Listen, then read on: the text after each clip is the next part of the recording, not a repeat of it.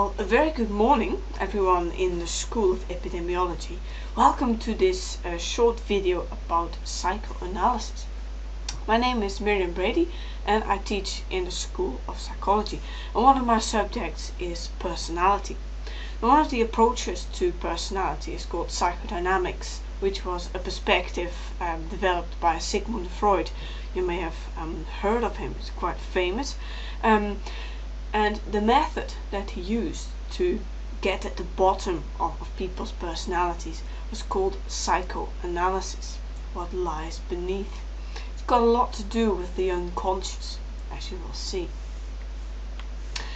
Now, Freud's theory is actually quite interesting. It was based on a theory from physics that was around at the time, and he borrowed that. It's his principle of the conservation of energy. The idea that energy can change form, but it can never get lost, or as Freud would say, energy can never escape.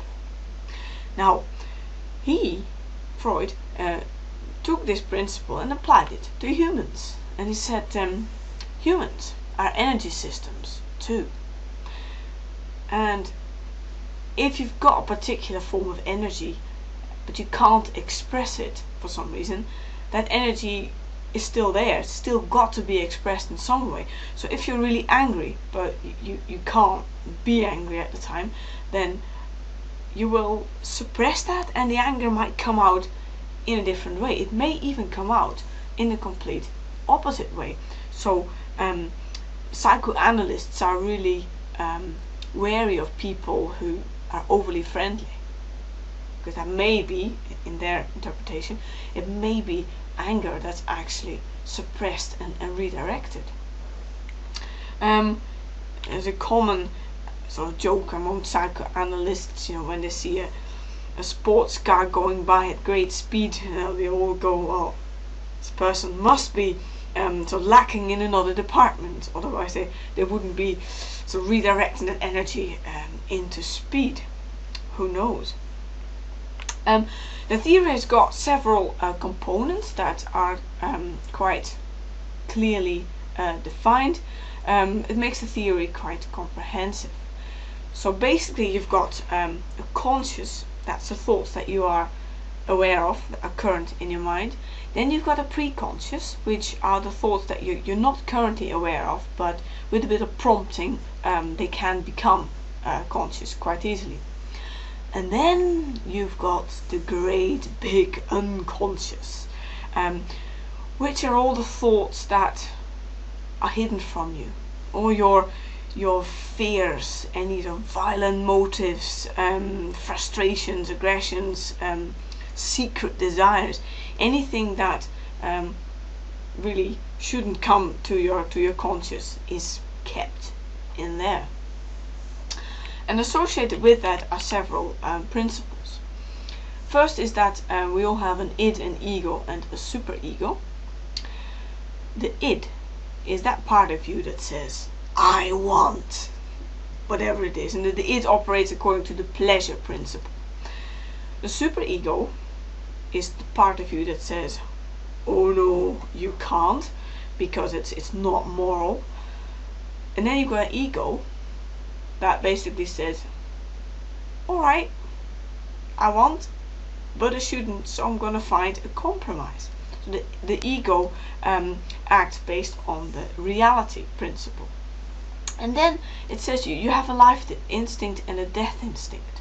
The life instinct is our desire to procreate, and our a death instinct, it's a bit contentious, but it's our subconscious fear to die. So I shouldn't say fear. It's our wish to die. That might be a Freudian slip that I just said.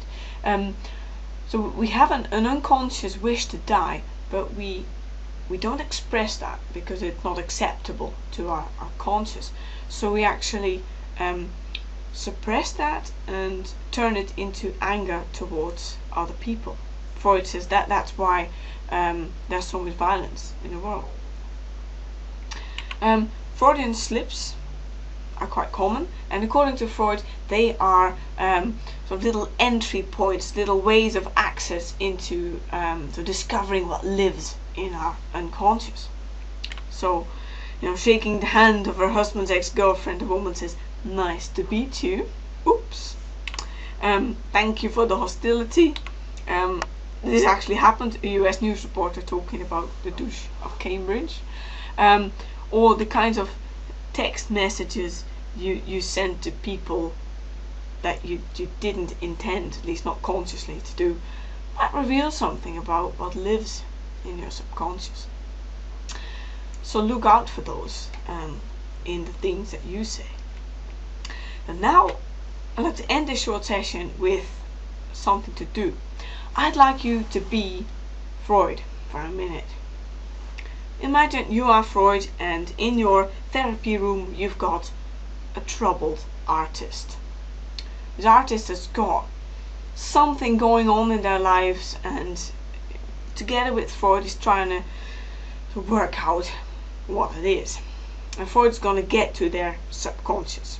So this artist brings along a drawing, and Freud is going to interpret that drawing to see what lives in their subconscious. So, you're Freud. I'd like you to spend 30 seconds, don't think about it too long, but 30 seconds trying to think, what do you think was in the mind of this artist when they drew this picture? So after you've done that, I'll come back to this at the end of the session. So I'll see you then.